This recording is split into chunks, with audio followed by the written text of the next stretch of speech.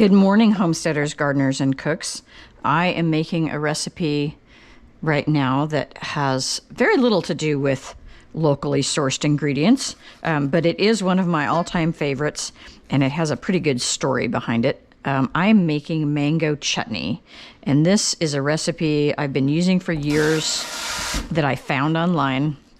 I'll put a link to the actual book that it originally came from before somebody posted it. And I wait until I see mangoes go on sale at the store for about $1 a piece. And then I make this. So I only make it, usually I make enough that it lasts me a couple of years. And so I actually usually only make this about once every 2 years. And I'm down to my last jar. I just had dinner at a friend's house and she made a Japanese curry. And so I brought one of my jars, my second to the last jar of mango chutney, over to her house to go with the curry, because I knew I had already bought the mangoes for this, and so I knew I had lots of extra.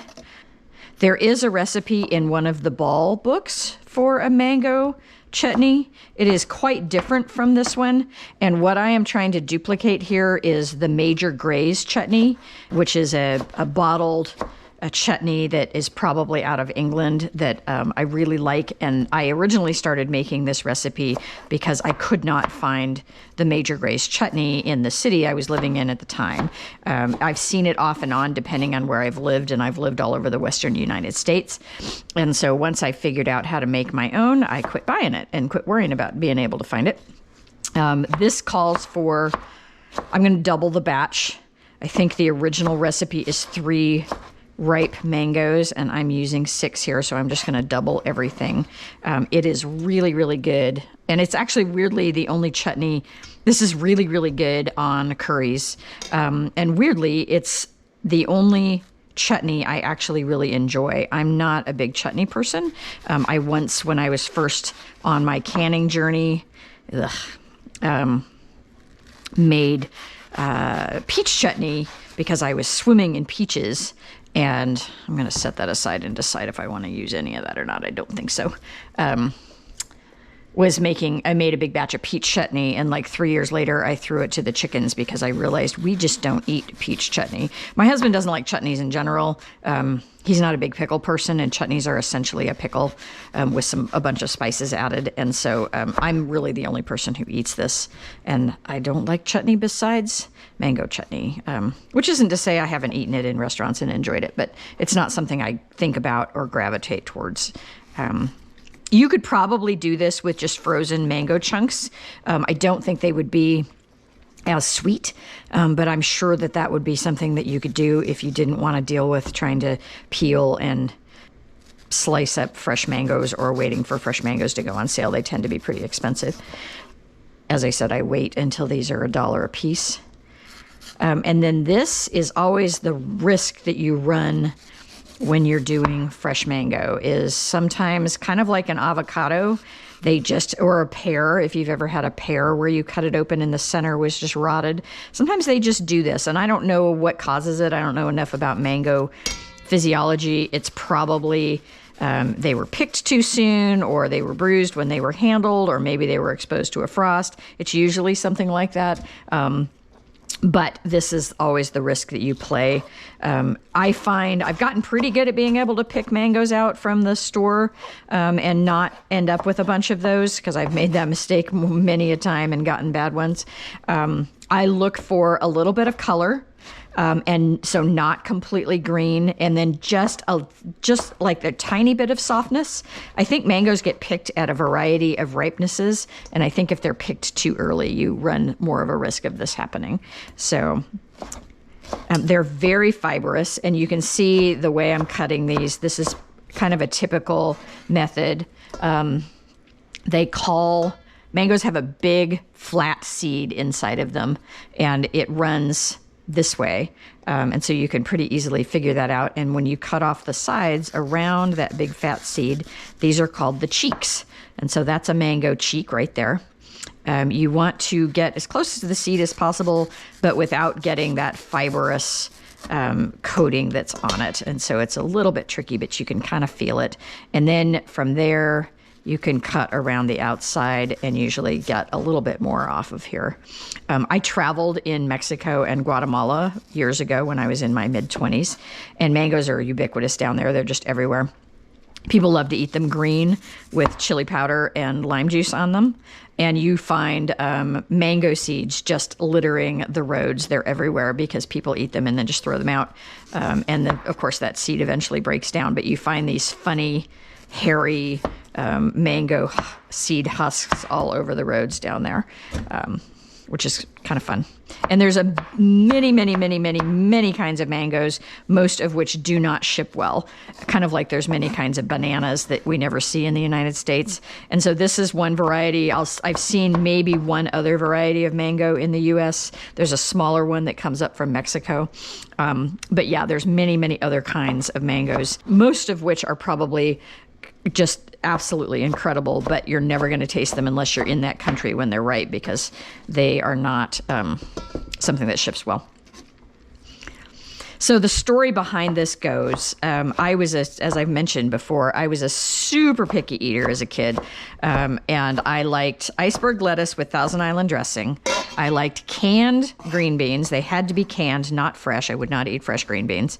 And then corn on the cob. And that was pretty much it for my vegetables. I don't remember eating tomatoes, although I don't remember actively disliking them. So maybe I ate a tomato on occasion. I didn't like onions.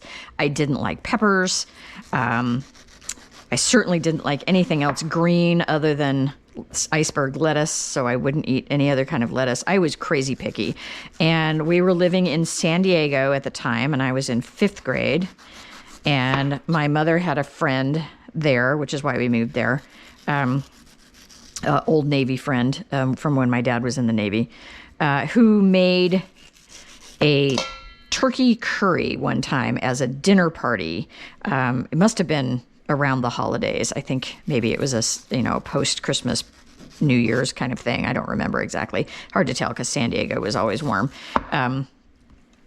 But she made this turkey curry, and I loved her. She was a wonderful lady, and she had a really fun little dog that I used to play with all the time. And so I was hanging out at her house while she was cooking this curry all day and getting ready for this dinner party, and it smelled so good. And so, unlike my normal behavior, I actually did want to try it. And she had all of these condiments to go with it. And so, there was dried fruits, probably raisins, there were chopped eggs, there were nuts, lots of different condiments to go on. And I just thought that was the greatest fun ever, to sprinkle my curry with all of these fun toppings. It was like, a sundae, but savory. And I loved it. It was really, really good curry, and I absolutely loved it. And then I spent literally probably the next 30 years ordering curry in various restaurants of various types and never quite matching it again. So it took me a long time to figure out curry. And I believe that one of the toppings that came with that was mango chutney. And so I fell in love with the mango chutney and have wanted to know how to make it ever since. And then once I started my canning journey, I figured it out. It turns out that the type of curry that I'm guessing that she used, I don't know this for certain, was the Japanese curry blocks. If you've ever seen those in the store in the Asian aisle and just walked right past them, that's what I did for, 25 years. And then Serious Eats, one of my favorite food websites, did a piece on Japanese curry. And I read it and I was like, I've never heard of that before. I've never seen it. Didn't know anything about it. And so I went to the store and I found the roux blocks. And a roux block is just, it's spices that's stored in a type of roux, and roux is just oil and some kind of a thickener put together, and made Japanese curry for the first time. And that was the flavor of the curry that I had when I was 10. Completely, I don't know, there's a savory rich quality to it that's just different from an Indian type curry. I do love Indian curries, don't get me wrong. I make those all the time. And I make my own curry powder. I've explored Thai curries. I've done lots and lots and lots of different curries over the years. But yeah, my heart belongs to the Japanese curry that comes from the roux blocks that you can make in, 20 minutes in your kitchen. And I will do eventually a video on making a Japanese curry just because I think it's a great weeknight meal. It's so yummy, and it's a great fridge clean out. You can throw all kinds of different veggies in there depending on what you like. Traditionally, it's just made with potatoes and carrots, which is so ironic. It's a meat and potatoes kind of a dish. But yeah, it goes good with almost anything. So yeah, that's my curry story and my Major Grace chutney story. And I'm so glad that I have this recipe. The recipe from the Ball book, which I just recently bought this new book and saw it in there. I was just comparing the two recipes. This one I've made forever, and theirs has onion in it, which is probably a good idea. But it also, the spice mix on it is just completely different from what I would typically do with this. And so I'm just going to stick to my old tried and true and not do that bowl. Ripe mangoes are not terribly acidic, and so you definitely can't just make like a mango jam without adding quite a bit of vinegar to it. Their pH is way too high to be safe for canning without adding vinegar. All right, so I need, according to my recipe notes, I need 3 pounds of chopped mangoes. We'll see how I do. And I think I have some frozen mango. So on the off chance that I don't have enough here, I can probably just supplement with some of the frozen mango that I have.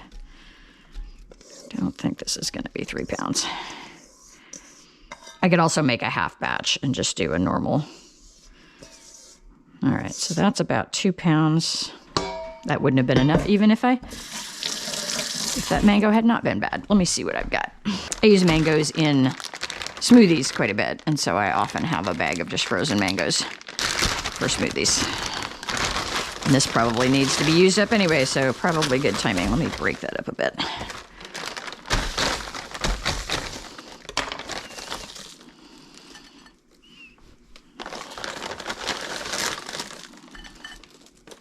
Not too much.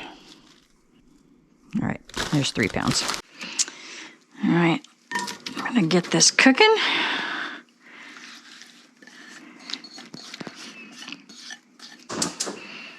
I'm just gonna put that under low heat. Let that slowly come up while I'm getting other things ready.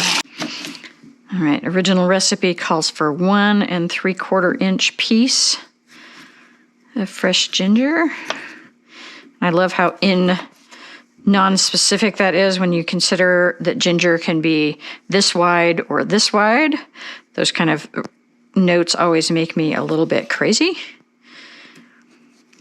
I would prefer that they tell me how many tablespoons I need to measure in the end, but we're just gonna eyeball it. I like ginger, and so since I'm doubling this recipe, this looks like about the right amount. And I've seen people peel ginger with the edge of a spoon. If it's really fresh, that works pretty well. If it's been sitting in your crisper for a while, like this has, it tends to get a little bit more dried out. It could be a little bit more fiddly. Some people don't peel it at all. So forgive having to watch me tediously do this. Do you guys ever make ginger tea? You just take fresh ginger, slice it thinly, put it in a pot of water, and slowly simmer it for about a half an hour. And then you can add honey or whatever kind of sweetener you want. It's really lovely. And especially if you have a sore throat, if you're starting to get sick, ginger is really anti-inflammatory. And so it's really good for that swollen throat when you start to get sick. So it's one of my favorite cold remedies. People always say honey and lemon. The idea of putting lemon on my sore throat has never made a ton of sense to me because lemon is highly acidic. And why would I want to put something highly acidic on my throat? It seems like a bad idea when it's already raw. But ginger and honey, fantastic. I think what I'm going to do here, I don't usually do this way, but since it's such a large amount,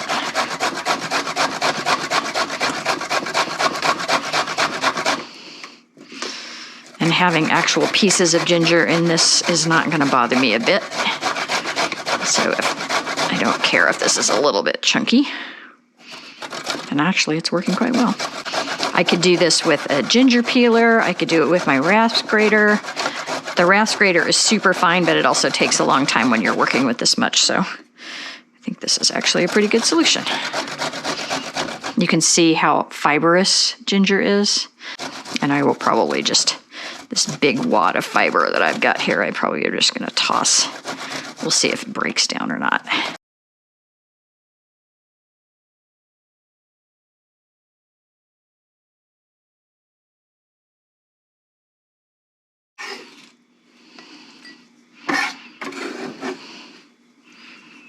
And I would estimate that as about 1/4 cup, maybe. I'm also going to need a couple of cloves of garlic. And some of these are feeling kind of small, so we'll see how this looks. To this, I need to add 2 cloves of garlic. Some of these are small, so I'm actually doing 4 cloves. Another very imprecise measurement from a canning recipe. Garlic cloves vary a tremendous amount in size. Don't love it when they just tell me to. But the assumption is that it's not going to throw the recipe off a lot if it's doubled or halved, because it's a minor amount of what's going in there. 2 teaspoons salt. Remember, I'm doubling everything. I'll put the original recipe in the description. 2 teaspoons sable salt. 1 teaspoon cayenne pepper. This is home ground cayenne.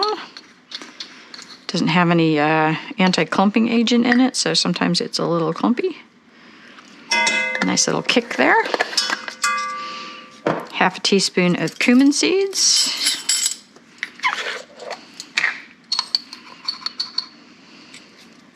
A teaspoon of fenugreek. And fenugreek is, to me, the smell of curry. It's very distinct. I absolutely love the smell of it. It's not an herb that is, or a spice that's used much.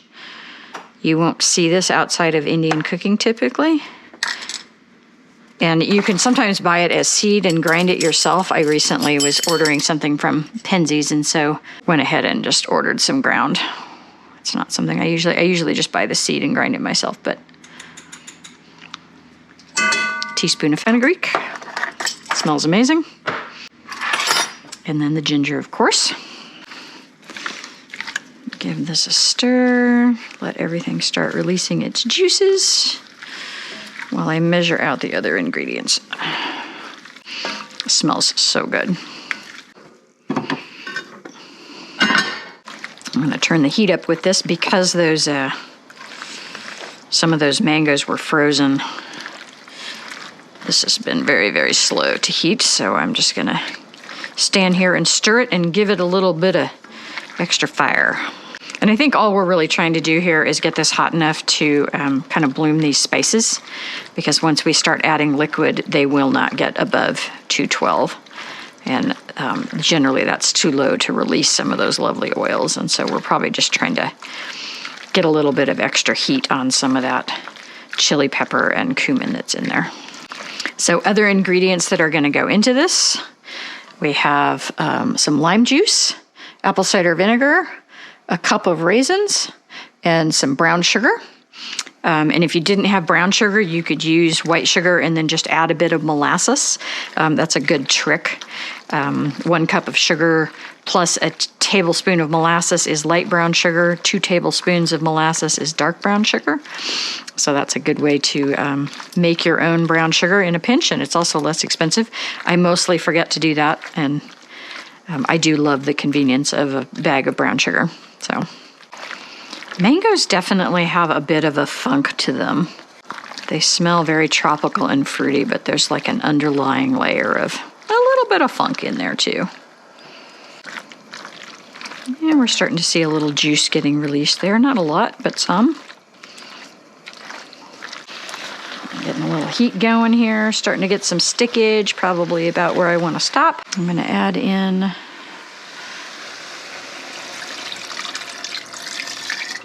our vinegar.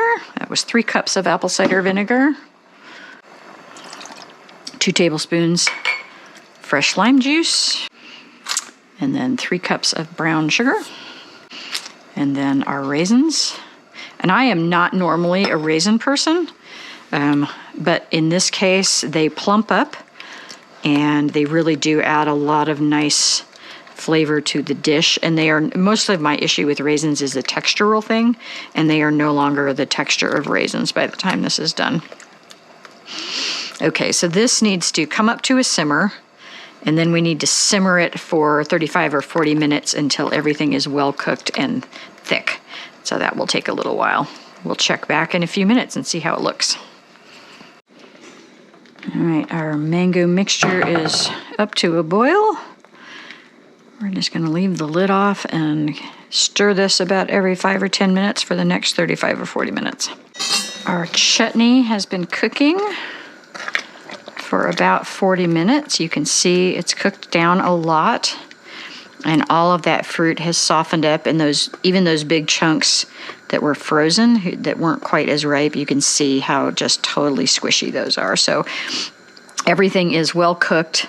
I've been kind of breaking up some of the really big chunks that were from the frozen batch, just because I don't want to bite on my curry that's the size of an inch square. But this is ready to go into jars. It's nice and thick. It looks beautiful. And you can see how those raisins have plumped up quite a bit. That's what we wanted to see there. It smells so good, you guys. So I'm going to turn the heat off here. Fill these up. I should get about 9 jars. That's what I got the last time based on my notes. And I like to not quite go all the way, and that way, if I'm going to be short, I can kind of go back through and readjust. I always do these in 8-ounce jars just because I'm the only one eating it and I don't go through it super fast. You could probably do this in a larger jar.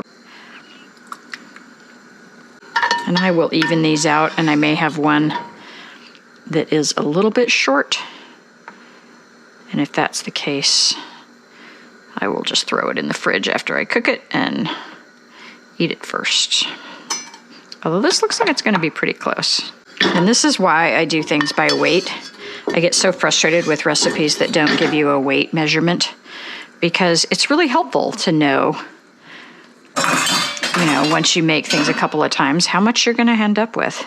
Ending up with a partial jar is frustrating.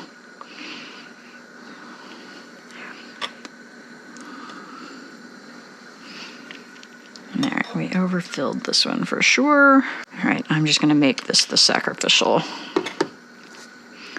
We want about a 1/4 inch headspace here. And I have noticed if you don't fill these all the way, you do get a little bit of oxidation over time. It's harmless, but it doesn't necessarily look appetizing as it ages. It's always amazing how much you can continue to add when you do this. You always think, I'll have half a jar left, and then when you're done, you're like, I've got just like a tablespoon.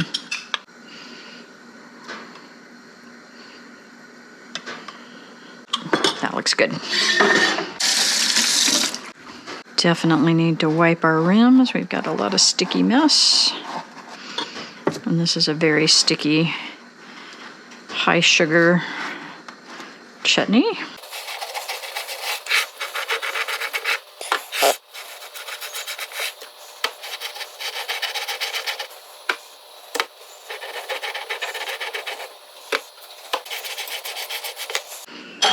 So not quite 9 today. I like to especially on something this sticky. I think you can really feel if you've missed a spot, if your finger is damp here, and that water is not all the way hot yet. We're still heating. All right, those feel nice and clean.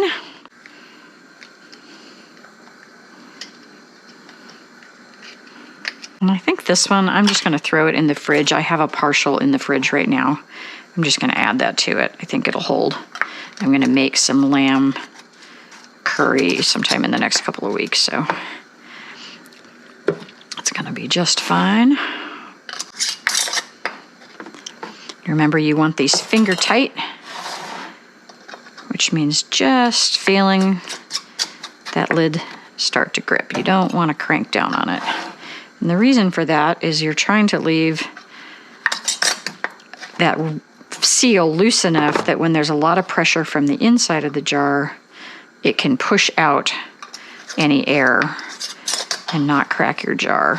And then as it cools, that airspace contracts and you end up with a very nice tight seal.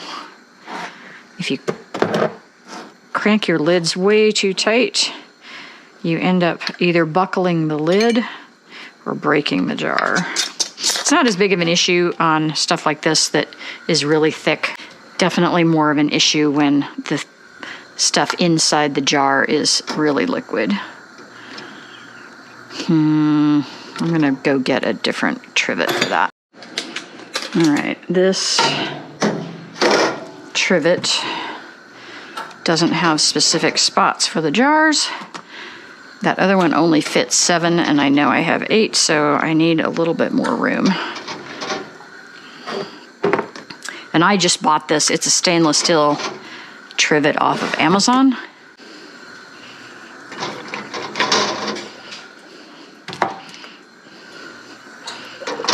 There we go. Could not have done that with the other one. I'm gonna add a little bit more water to that, just to make sure. All right, we'll bring this to a full rolling boil and then start our timer for 10 minutes. All right, I brought this to a rolling boil, started my timer, timed this for 10 minutes. Once it was done, turned off the heat and let it stand for another 5 minutes. And that just helps give you a little bit of an additional insurance on your seals. Not always necessary, but look how pretty that is. Just lovely. This would make a great Christmas gift if you've got people in your life that love curries and chutneys. I think these are the last 8-ounce jars I have in my canning supplies right now. I have a lot of them for the jam making that I do commercially, but I have used up every 8-ounce jar for the rest of my supplies. All right, so we'll let those cool, and we'll have mango chutney for at least the next couple of years. Awesome.